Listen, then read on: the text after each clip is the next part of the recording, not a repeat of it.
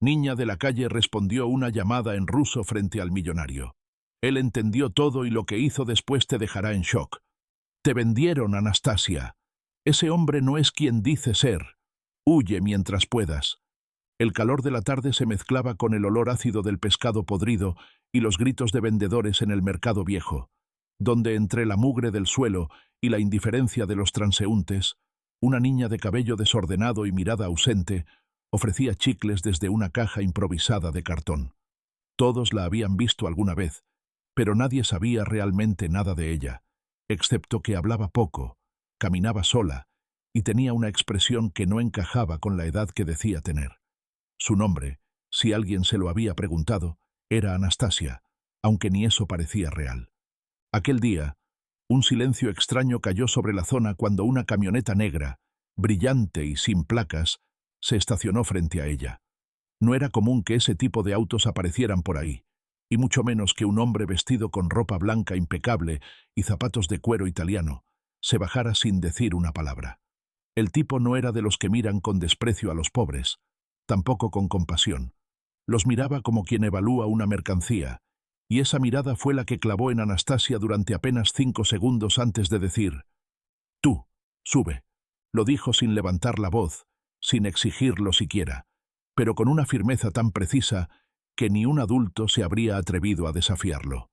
La niña, sin apartar la vista de sus ojos, se levantó con lentitud, guardó la caja de chicles en una bolsa vieja y subió a la camioneta sin preguntar a dónde iban. Sabía perfectamente a dónde la llevaban, porque lo había estado esperando. Durante el trayecto, no hablaron. Él conducía como si no tuviera apuro, pero sus manos en el volante temblaban levemente. Ella observaba por la ventana, pero sin mirar, como si todo lo que pasaba fuera una repetición de algo que ya conocía. Llegaron a un restaurante lujoso frente al mar, uno de esos que parecían flotar sobre el agua.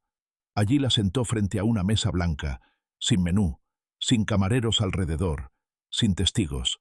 Ella seguía en silencio, sucio el rostro, la ropa manchada, y sin embargo, había en su forma de sentarse algo que no pertenecía a la calle, algo que inquietaba, como si en lugar de una niña indigente, se tratara de una princesa caída en desgracia, o una espía disfrazada. Fue entonces cuando el viejo celular sonó. El timbre era chirriante, antiguo, casi roto. Anastasia contestó sin mirar al hombre, como si él no existiera, y en ese momento soltó las palabras que cambiarían todo. «Te vendieron, Anastasia. Ese hombre no es quien dice ser. Huye mientras puedas». Mateo Cárdenas, el millonario, el inversionista sin rostro que muchos temían y otros envidiaban, dejó el vaso de agua a medio camino y la miró como si acabara de ver un fantasma salirle del pecho. «¿Qué dijiste?» Su voz era baja, pero contenía algo peligroso. «Era solo una llamada», respondió ella, sin emoción. «Yo hablo ruso», dijo él entonces, sin apartar los ojos. Anastasia lo miró por fin, y en su mirada ya no había miedo, sino un desafío frío y calculado. «Entonces ya sabes que no voy a correr». Mateo apoyó los codos sobre la mesa, sonrió con una mueca amarga y susurró con una lentitud escalofriante: «Lástima, ya no puedes». En ese momento algo cambió, no en la escena, sino en la atmósfera. Un camarero pasó cerca, los miró de reojo, pero evitó acercarse. En las mesas vecinas, nadie parecía notar nada, pero el aire se volvió espeso, como si el tiempo se hubiera detenido. Anastasia se recostó en la silla con una tranquilidad que no encajaba en una niña de la calle. Sacó otro celular, uno más moderno, desde el interior de su suela rota, marcó un número, y cuando contestaron, dijo en voz baja: «Falló». Él recordó. Hubo una pausa. «¿Actuamos?» Ella miró el mar, luego miró al hombre. «Number aún no. Quiero saber cuánto le duele esta vez». Mateo se levantó de la mesa sin decir nada, pero al irse no tomó la camioneta. Caminó por el malecón con las manos en los bolsillos, como quien necesita tiempo para no romper algo. Anastasia no lo siguió. Solo volvió a guardar el celular y tomó el vaso de agua, que ahora temblaba en su mano. Porque si bien él había recordado, también ella. Y ambos sabían que ese encuentro no era un accidente. Era el comienzo de algo que ya había empezado años atrás. y que esta vez no terminaría sin que alguien terminara destruido. Si te está gustando la historia, suscríbete al canal, y mañana será tu mejor día del año. La noche cayó como un telón pesado sobre la ciudad, con un viento caliente que parecía anunciar tormenta, aunque el cielo estuviera despejado. En una suite del último piso del Hotel Gran Mirador, donde los ventanales daban directamente al mar, y el silencio era tan denso que cualquier sonido se sentía como una interrupción indebida, Mateo Cárdenas abría lentamente una caja de madera tallada que había estado cerrada por más de una década. Dentro, envuelta en un pañuelo rojo que olía a cera vieja, había una fotografía arrugada. Una niña de unos 7 años con un abrigo azul, parada frente a una reja metálica cubierta de nieve. La misma mirada, la misma expresión de no pertenecer a ningún lugar. Y al fondo, la misma voz que ahora resonaba en su cabeza como un eco cruel. Esa niña jamás te va a perdonar. Mateo se quedó inmóvil, observando la foto como si al hacerlo pudiera cambiar lo que pasó, como si la imagen fuera una prueba que necesitaba destruir pero no podía soltar. Sabía que Anastasia no había aparecido por casualidad, ni que esa llamada era una simple advertencia. Era una trampa. Lo que no entendía, y eso era lo que más lo inquietaba, era quién la había puesto en marcha, y por qué ahora. Mientras tanto, Anastasia caminaba por una calle lateral, lejos de las cámaras del hotel y de cualquier ojo curioso. Aunque parecía sola, no lo estaba. Había 2 sombras siguiéndola, una desde una moto con motor apagado, otra desde un balcón con luces apagadas. Ella lo sabía. No necesitaba mirar atrás para sentirlo. Pero no aceleró el paso, ni se escondió. Solo dobló hacia una bodega abandonada. Se agachó junto a una puerta oxidada y golpeó 3 veces, luego una pausa, luego 2 más. La puerta crujió y se abrió apenas lo suficiente para dejarla pasar. Dentro, la atmósfera era completamente diferente. Luz roja tenue, mapas colgados en las paredes, una pantalla vieja mostrando cámaras de vigilancia de lugares que ni siquiera estaban en la ciudad, y en el centro, un hombre calvo, delgado, con un parche en el ojo izquierdo y una sonrisa burlona. «No creí que volverías tan pronto», dijo sin levantar la vista de la pantalla. «Falló», respondió ella, sin dejar emoción en la voz. «¿Falló qué?» «El olvido». El hombre levantó la vista, sorprendido por la frialdad con la que lo dijo. Anastasia se sentó frente a él, se quitó los zapatos y comenzó a sacar pequeños objetos escondidos en la plantilla.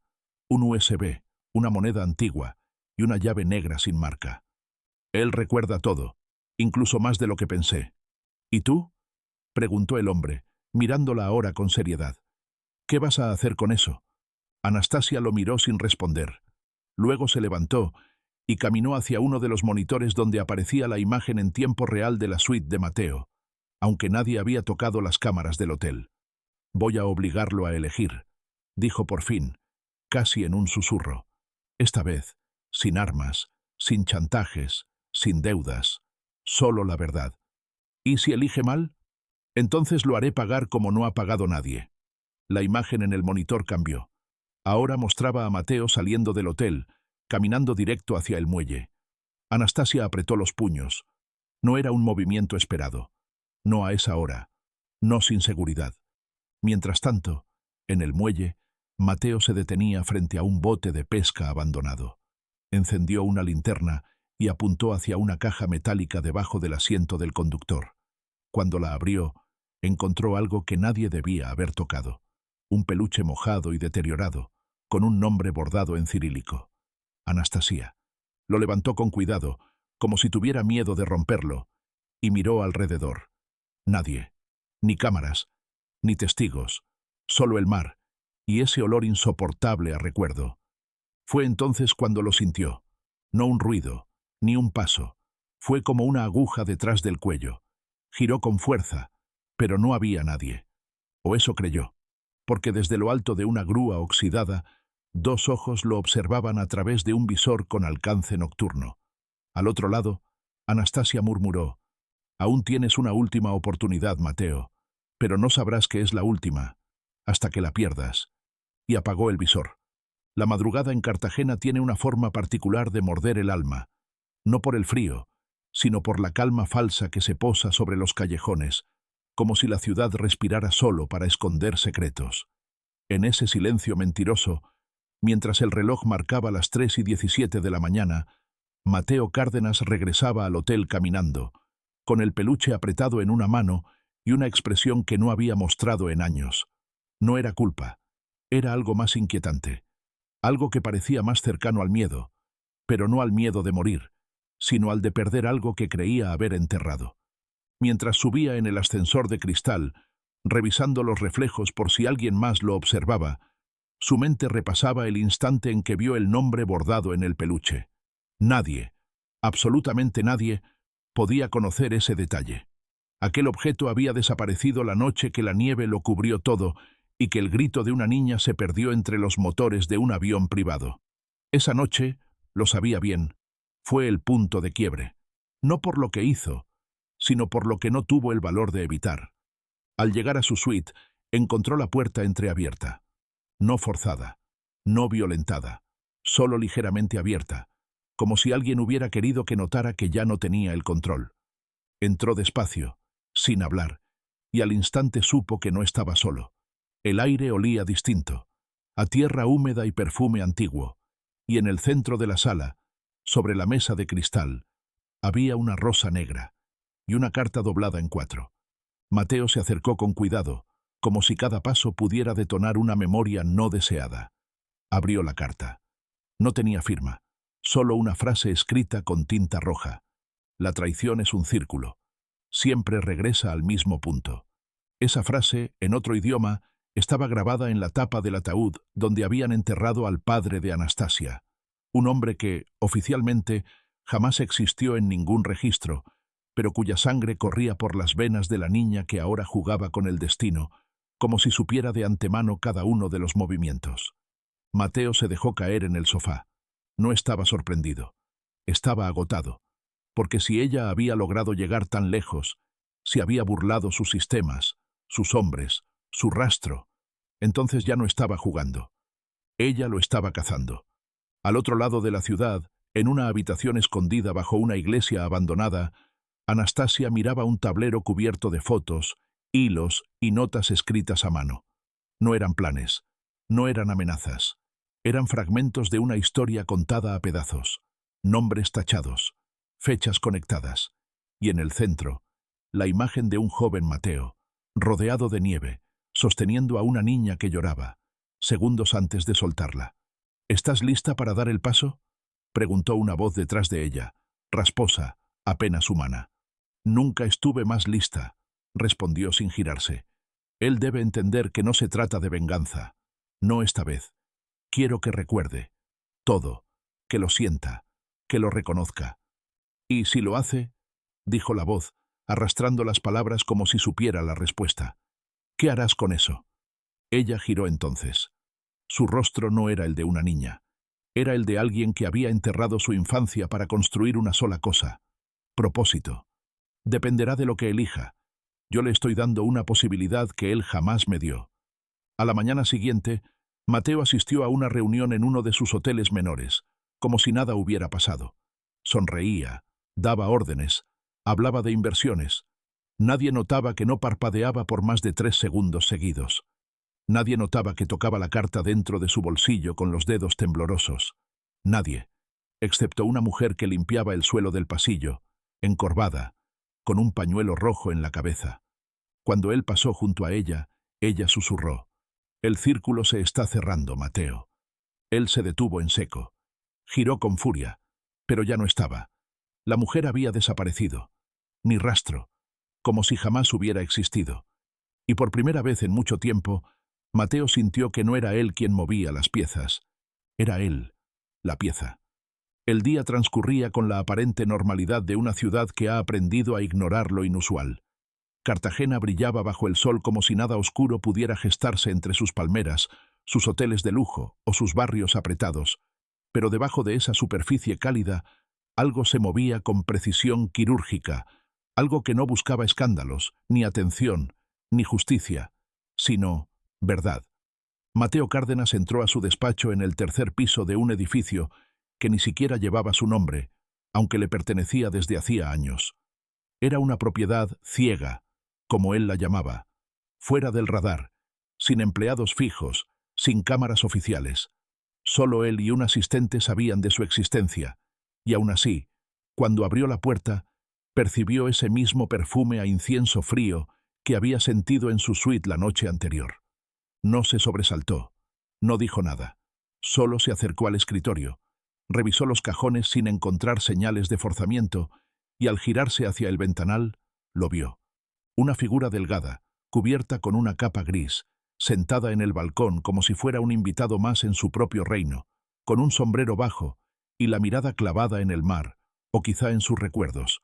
No era Anastasia, no esta vez. Era un hombre mayor, de barba cuidada, piel pálida y ojos profundamente azules, que parecían reconocerlo antes incluso de que Mateo hablara. ¿Cómo entraste aquí? La misma pregunta que tú deberías hacerte a ti mismo desde hace semanas, respondió el hombre sin girarse. ¿Cómo dejaron entrar a Anastasia en tu historia? ¿Otra vez? Ese nombre, dicho en voz alta por alguien que no tenía por qué conocerlo, fue como un disparo en una habitación cerrada. Mateo cerró la puerta con violencia y se acercó con pasos lentos, como si pisara hielo que pudiera romperse con una palabra mal colocada. ¿Quién te envió? El hombre se quitó el sombrero con una lentitud insoportable, revelando un rostro marcado por el tiempo, pero aún con una presencia que no encajaba con la pobreza ni con la locura. Tú mismo, aunque no lo sepas. Te doy 30 segundos para decirme quién eres antes de que llame a seguridad. No necesitas seguridad, Mateo. Necesitas memoria. Mateo se quedó quieto. Algo en ese tono, en esa frase, le hizo pensar que no era una amenaza. Era una advertencia. Ella tiene razón, continuó el hombre. Tú no cambiaste. Cambiaste el escenario, cambiaste las reglas, pero tú sigues jugando al mismo juego de siempre. Y lo que no ves es que esta vez tú no eres el jugador, eres la apuesta. ¿Qué quieres? Nada. Solo decirte que la decisión más importante de tu vida la tomarás en las próximas 72 horas, y ni siquiera sabrás que la tomaste hasta que sea demasiado tarde. El hombre se levantó y comenzó a caminar hacia la puerta sin prisa, sin mirar atrás, sin miedo. ¿Cuál decisión? Se detuvo con la mano sobre el picaporte. Decidir si vas a seguir negando quién fue Anastasia o vas a aceptar quién eres tú realmente. Y entonces dijo un nombre, uno que Mateo no había escuchado desde hace 14 años, un nombre que solo había sido pronunciado en una celda congelada, durante una noche interminable. Ese nombre, ese maldito nombre. Mateo se quedó solo, y por primera vez dejó caer el vaso que sostenía. El cristal se rompió, pero no por la caída. Fue por el temblor que ya no podía ocultar. Mientras tanto, Anastasia caminaba entre las calles empedradas del barrio San Diego, cubierta con una capa liviana, fundida entre los turistas y los niños vendedores de postales. Nadie sospechaba que una niña de calle fuera en realidad la mente detrás de una red que estaba desmoronando, poco a poco, el imperio de uno de los hombres más intocables del país. Entró a una antigua tienda de máscaras. La luz adentro era amarilla, débil, y las paredes estaban cubiertas con rostros de yeso que parecían observarla. Una mujer de cabello blanco la recibió con una sonrisa que no llegó a los ojos. «Él ya lo sabe», dijo Anastasia. «¿Qué hizo?» «Nada, y eso es lo que me asusta». La mujer asintió con lentitud y se inclinó detrás del mostrador. Sacó una caja pequeña, de madera ennegrecida. La abrió frente a ella. Dentro había una llave, vieja, oxidada, y una nota escrita a mano que decía: «Solo abre si está preparado para recordar el precio». «¿Estás segura de que va a usarla?», preguntó la mujer. Anastasia no respondió al instante. Miró la caja, luego al fondo de la tienda, donde una de las máscaras tenía los ojos pintados de azul intenso, idénticos a los de Mateo. «No lo sé, pero si no lo hace, esta vez no habrá advertencia, solo caída». La noche volvió a caer, pero esta vez no lo hizo con suavidad. Fue como un telón que se desploma con furia al final de una obra que aún no ha terminado. Mateo Cárdenas se encerró en su biblioteca privada, un espacio que pocos sabían que existía y que ninguno de sus socios, empleados ni amigos había pisado jamás. Estaba construida en lo profundo de una propiedad rural a las afueras de la ciudad, donde el silencio era tan espeso que se podía escuchar el crujido de los recuerdos. Allí se dirigía cada vez que sentía que algo se estaba saliendo de su control, y esta vez no solo lo sentía, lo sabía. Todo el tablero se estaba moviendo solo, sin que él pudiera detenerlo. Sobre el escritorio de mármol oscuro colocó la carta con la tinta roja, el peluche empapado de salitre, y por último, la rosa negra que alguien había dejado en su suite. Pero lo que tenía en el centro, lo que no había podido dejar de mirar desde que lo recibió por un mensajero anónimo con ojos temblorosos, era esa pequeña caja de madera ennegrecida con la llave oxidada y esa frase escrita con una caligrafía que reconocía demasiado bien. Solo abre si está preparado para recordar el precio.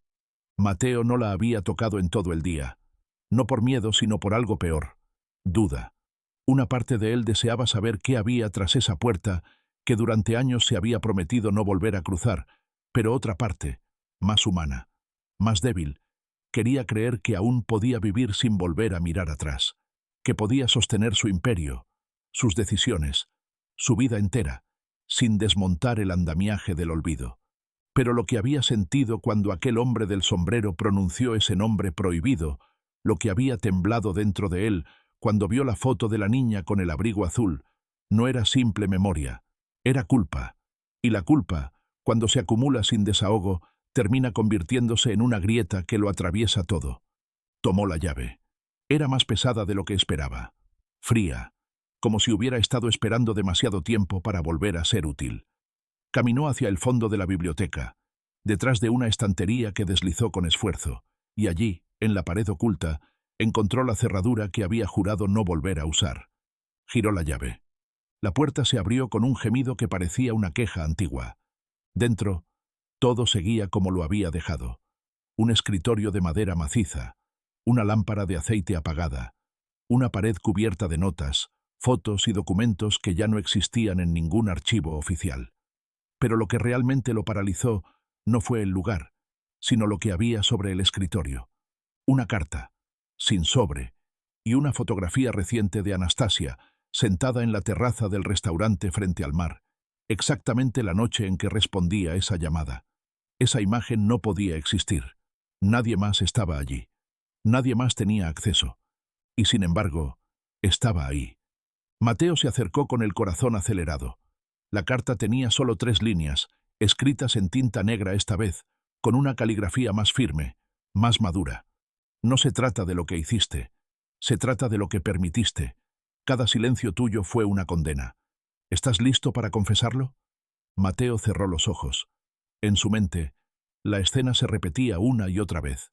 La nieve cayendo sobre el puerto, el sonido del motor encendiéndose, los pasos acelerados de una niña corriendo tras él, mientras un hombre con acento del este lo tomaba del brazo y le decía que lo mejor era no mirar atrás.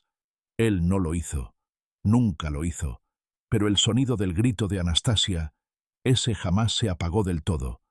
En un monasterio abandonado en las afueras, oculto bajo una estructura en ruinas donde las palomas parecían custodiar el pasado, Anastasia permanecía de pie frente a una cruz rota. No rezaba. Observaba. A su lado el hombre del parche en el ojo le ofrecía un cuaderno viejo. Él entró. Lo vimos por la cámara de la biblioteca. Giró la llave. ¿Y qué hizo con lo que encontró? Aún no lo sabemos. Pero está solo. Y eso, en él, siempre ha significado 2 cosas. O está a punto de destruir algo, o de redimirse. Anastasia tomó el cuaderno. Dentro había nombres, rostros, lugares que ya no existían. Y al final, el dibujo de una flor. No una rosa, una amapola blanca, el símbolo de su madre. ¿Crees que aún tiene redención?, preguntó el hombre. Ella no respondió de inmediato. Cerró el cuaderno, lo sostuvo contra el pecho y por primera vez en semanas bajó la mirada. Eso no depende de mí. Depende de si elige recordar o seguir huyendo de sí mismo. Y mientras lo decía, muy lejos de allí, Mateo abría una caja de metal escondida bajo el suelo de esa habitación sellada. Dentro no había dinero, ni armas, ni secretos del Estado. Había algo que él mismo se había obligado a olvidar. Una pulsera infantil, con un nombre tallado a mano. Anastasia Cárdenas. Mateo Cárdenas se quedó inmóvil, con la pulsera en la mano temblorosa, como si ese pequeño objeto pesara más que todos los millones que había acumulado durante años. El nombre tallado, con letras irregulares y gastadas por el tiempo, lo atravesó con una violencia silenciosa, como un susurro que se clava más hondo que cualquier grito. No era un simple recuerdo. Era un testimonio tangible de una verdad que había escondido incluso de sí mismo. Anastasia no era solo una pieza de su pasado, era sangre de su sangre, su hija. Durante años había enterrado ese hecho con capas de silencio, evasión y excusas cómodas. Se dijo a sí mismo que no podía criarla, que las circunstancias lo superaban, que era mejor para ella crecer lejos de su mundo, fuera del alcance de sus enemigos. Pero lo cierto, y ahora lo sabía con una claridad cruel, era que la abandonó porque no tuvo el valor de enfrentar lo que realmente significaba ser padre. Porque mirar a esa niña era como mirarse a un espejo que no perdonaba, que le recordaba en cada gesto a la mujer que había amado y traicionado en la misma noche. Mientras sus dedos recorrían las letras del nombre como si fueran un código secreto que intentara descifrar, las lágrimas comenzaron a formarse en sus ojos sin que él hiciera el menor esfuerzo por contenerlas.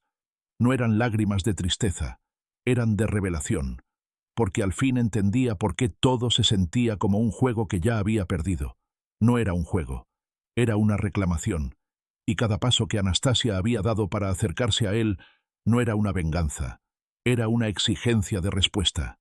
En ese momento, un sonido seco retumbó en el silencio de la biblioteca oculta. Una nota de piano.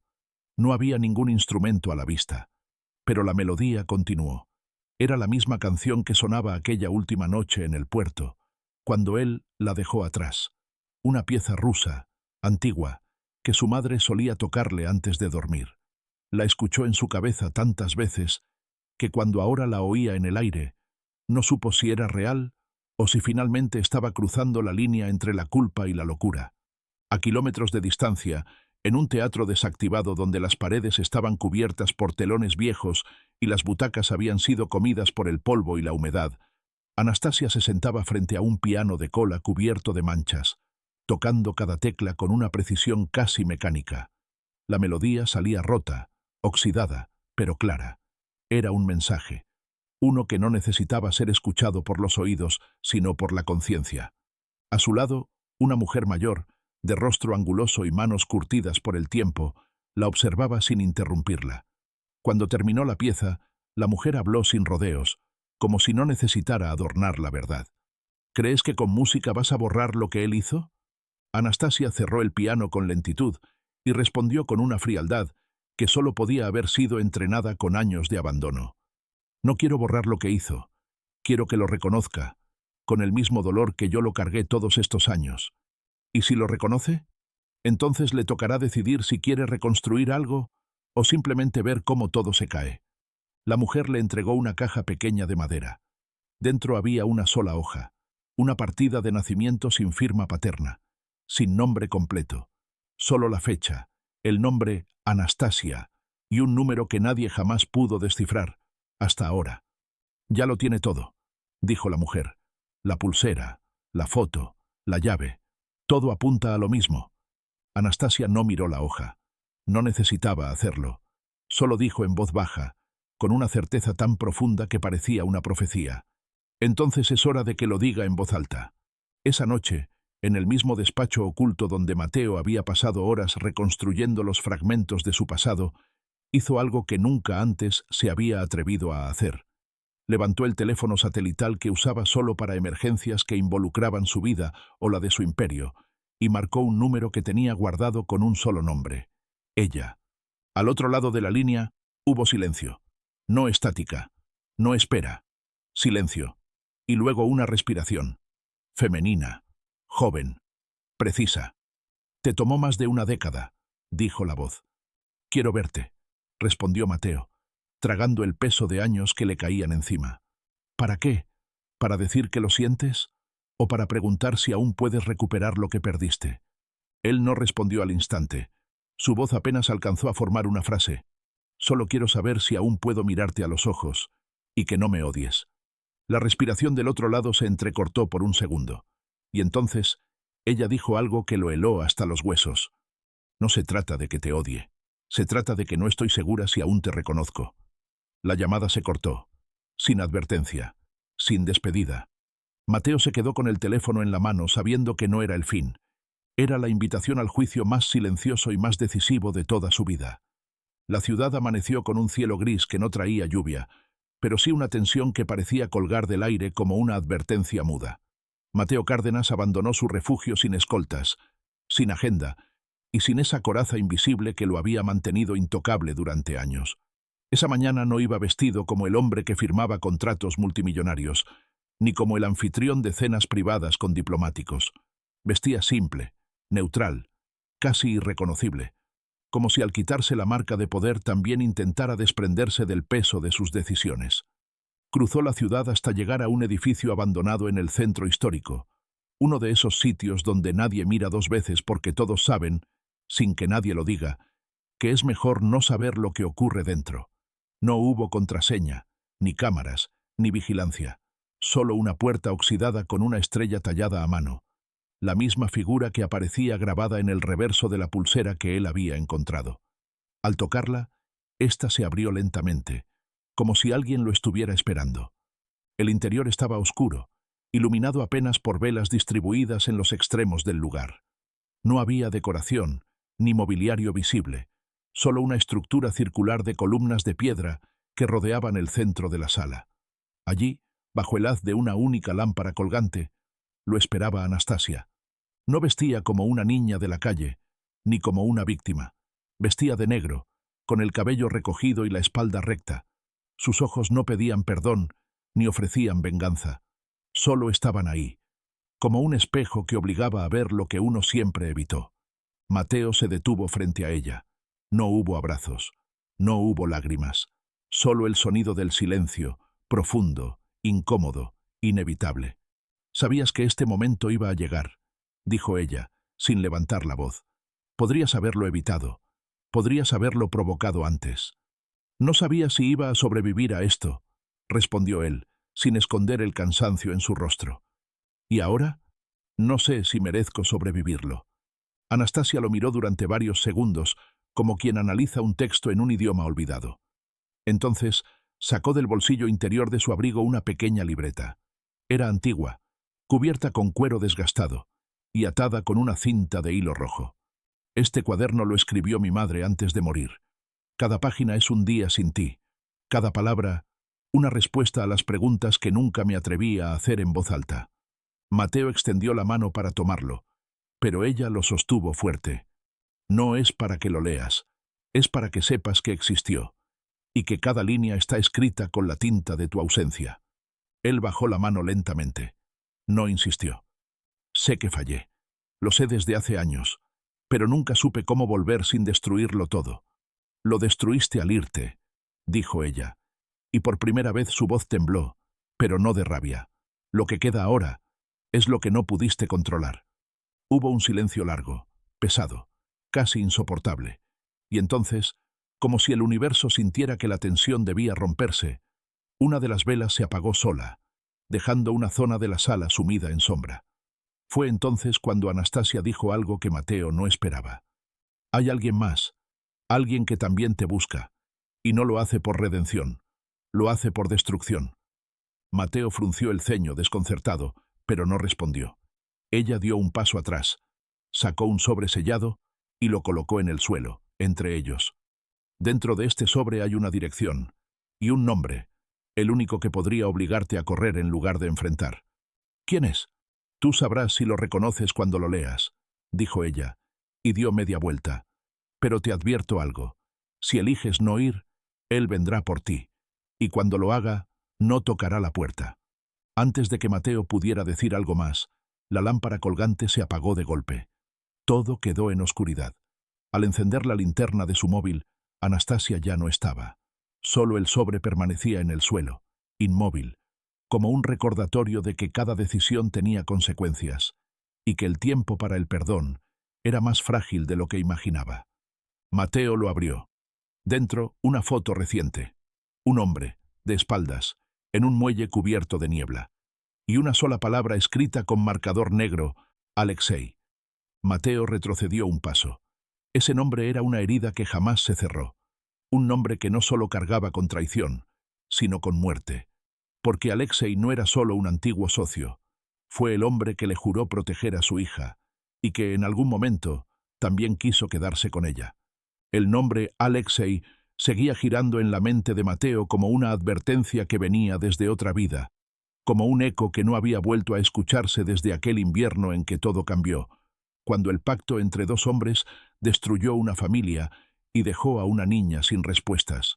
Sostuvo la fotografía con fuerza, intentando mantener el control de su respiración, pero sus ojos no podían apartarse de la figura en la imagen.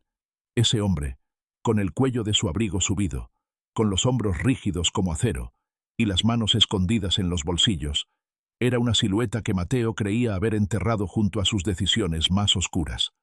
Alexei no solo fue su socio en un negocio encubierto entre fronteras, fue su único amigo real durante la época en que construyeron el inicio de su imperio, cuando los dos compartían más que ambiciones. Pero luego llegó ella, el accidente, la niña, y después, el silencio. Mateo había huido, creyendo que alejándose de Anastasia la protegía. Alexei, en cambio, se quedó, y según los reportes que Mateo pagó para no mirar nunca más, murió en un incendio 2 años después, en una cabaña aislada en las montañas, sin dejar rastro.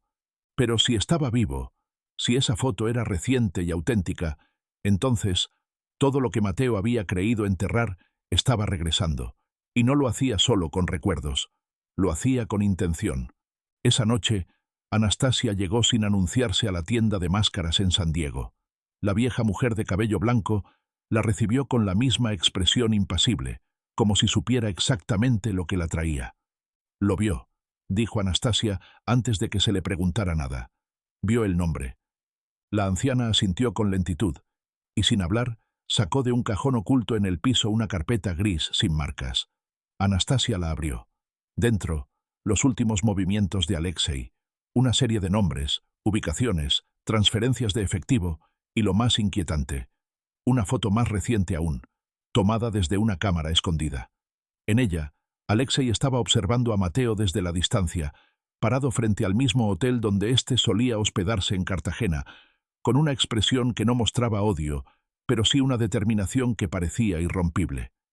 No lo mató cuando tuvo la oportunidad, murmuró Anastasia casi para sí misma. ¿Por qué? Tal vez espera algo, dijo la anciana. O tal vez, como tú, quiere que lo mire a los ojos antes de caer. Anastasia cerró la carpeta, pero sus pensamientos ya estaban en otro sitio. Alexei no había reaparecido por casualidad. Había esperado todos estos años. Sabía exactamente cuándo hacerlo. Eso significaba una cosa. No venía a enfrentarse a Mateo. Venía a enfrentarla a ella también. Al amanecer del día siguiente, Mateo se presentó en una casa que había comprado hacía años en los cerros sobre la bahía, un sitio al que nunca llevó a nadie y que él mismo evitaba. No había cámaras, no había conexión a redes, no había personal, solo una chimenea apagada, polvo en los rincones y una caja fuerte detrás de una pintura vieja. La abrió con un código que no había cambiado desde el primer día. Dentro, un solo objeto, un cuaderno, no uno de cuentas ni de contraseñas. Era un diario, el suyo, el que había comenzado a escribir la semana en que nació Anastasia. En cada página había pensamientos que nunca dijo, cartas que nunca envió, miedos que jamás confesó, y en la contraportada, un papel doblado que contenía algo que él mismo olvidó haber escrito. Era una lista de 5 nombres. Todos ellos estaban muertos, menos uno. Alexei Petrov. Abajo, escrito con su propia letra, si vuelve, sabré que llegó el momento de pagar. Mateo se quedó allí, leyendo esa frase una y otra vez, como si al hacerlo pudiera retrasar lo inevitable. Porque si Alexei había regresado, no solo era una amenaza, era el cierre de un ciclo que nunca debió comenzar.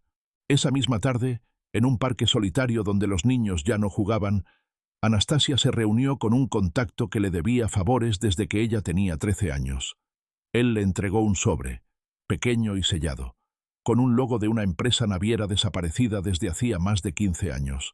Dentro, solo un pase de acceso, sin nombre, sin foto, solo una fecha, esa misma noche, y un lugar, el antiguo muelle industrial de la costa norte, abandonado desde que el incendio acabó con la operación que ella, en ese entonces demasiado niña, no entendió del todo, pero que ahora sabía había sido todo menos un accidente.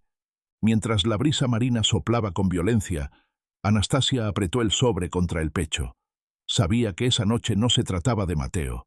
Sabía que Alexei la estaba esperando, y lo que iba a revelarle podía destruirlo todo.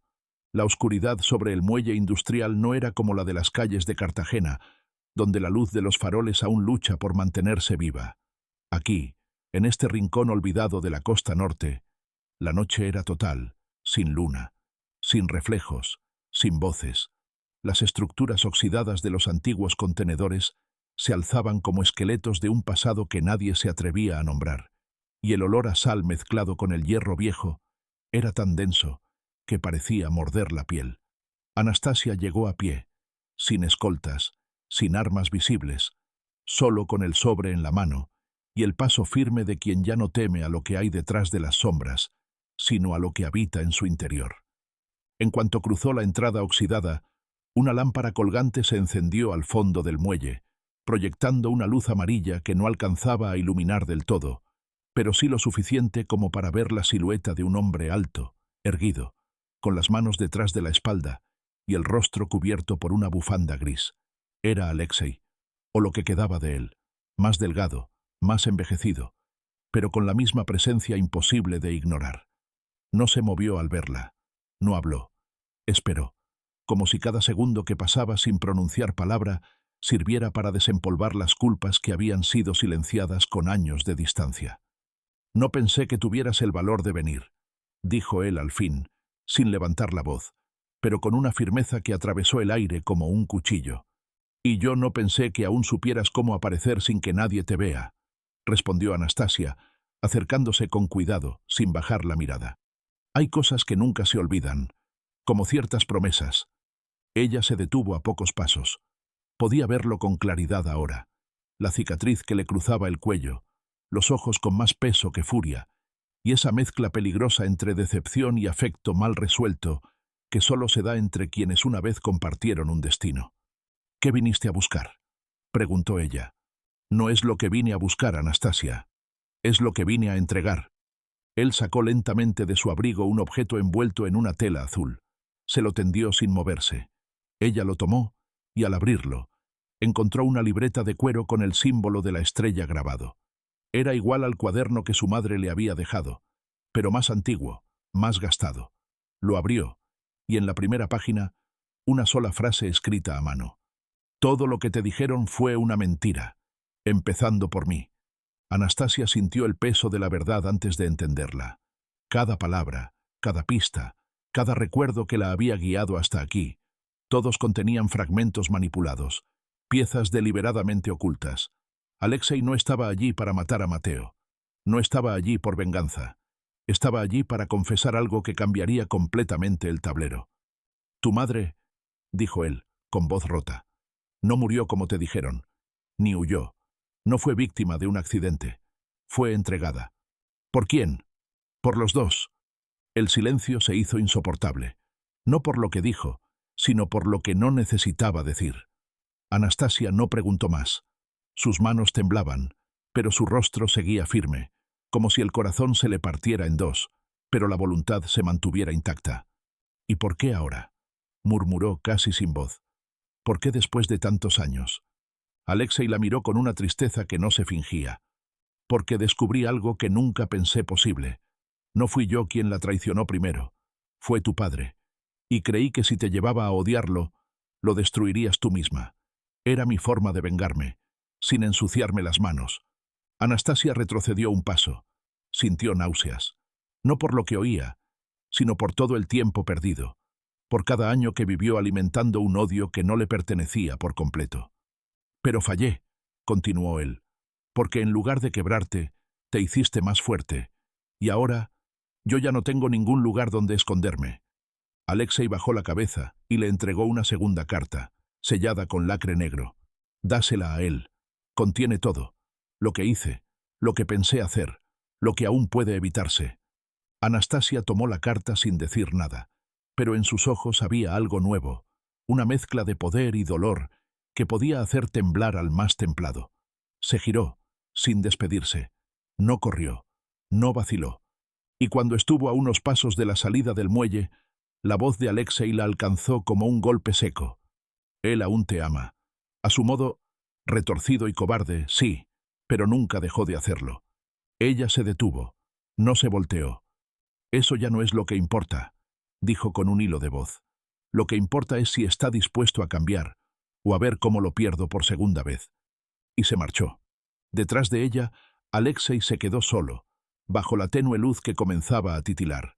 Sacó una vieja grabadora de casete y la encendió.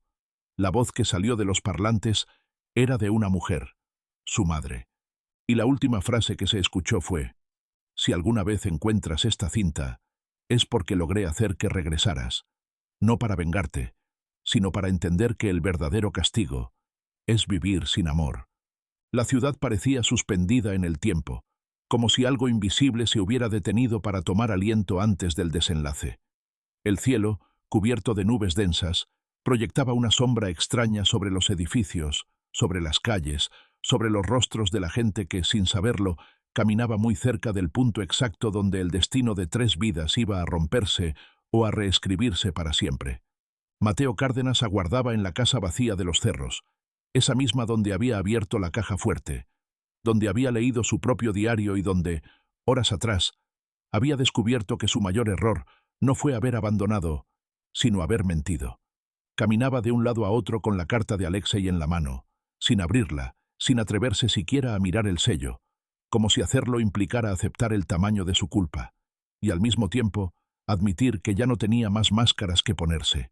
Había vivido tantos años escondido detrás de decisiones que creyó necesarias, que había olvidado cómo se sentía mirar a alguien y no tener que justificar su dolor.